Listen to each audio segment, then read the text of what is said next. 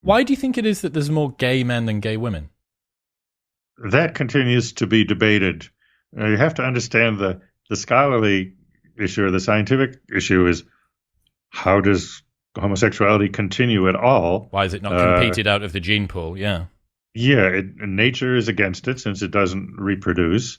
And a lot of cultures have been against it, although some have tolerated it. But certainly the last few centuries, so we look to nature and culture as the two big explanations. For once, they agree on not favoring homosexual activity, and yet it continues to survive. There's some interesting answers starting to emerge.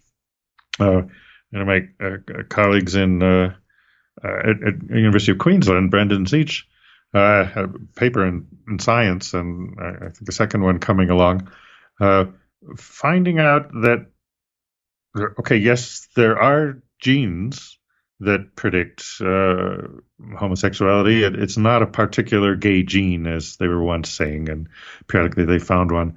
In contrast, it's sort of combined activity of hundreds, if not thousands, of them. And the interesting finding is that the siblings of the gays, the heterosexual, their brothers and sisters are heterosexual. This so-and-so is gay. His brother is heterosexual, and he has more sexual partners than the average man. So the way I put it is that the super manly man who only is entirely masculine in all his traits, he doesn't relate to women all that well. It helps a man to be attractive to women to have a little more emotionality and warmth and nurturance and all these things. They like some degree of feminine traits to be present. They like a manly man too, but some of it helps. So it becomes a hit the middle problem. You want to have more of these genes, which will produce more feminine traits in the man, but maybe beyond a certain amount, since they're being mixed together at random in the fetus, that maybe a high amount then turns him to where he'd be more attracted to other men. And so that becomes, his genes made him homosexual, which again, nature doesn't reward since that sex doesn't produce children. But the same configuration of genes, just a little bit on the other side of the border, produces extra children by making the others more attractive, and that's enough to keep the genes replenished in each generation, so it will continue to appear. That is so interesting. So a couple of things. First off, one of the best tactics that you should have if you're a guy that wants to be successful with women is to have a gay brother, basically. That genetically you're going to have a hormonal profile, a genetic profile that's going to be good for you.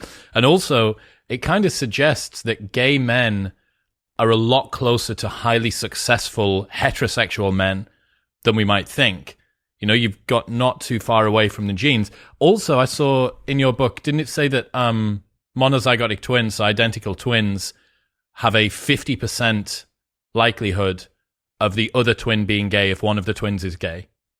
Yes, those data are a little while ago. I don't know if there's any update or anything, but that was an estimate which shows there's a lot of nature and a lot of culture. I mean, 50% likelihood of being gay, that's way above it's probably 2 or 3%,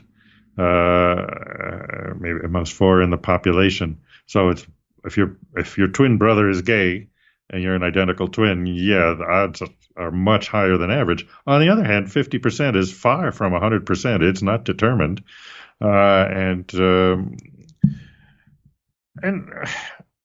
again, the true number may be a little higher than that because some people don't want to be gay and will resist acknowledging it.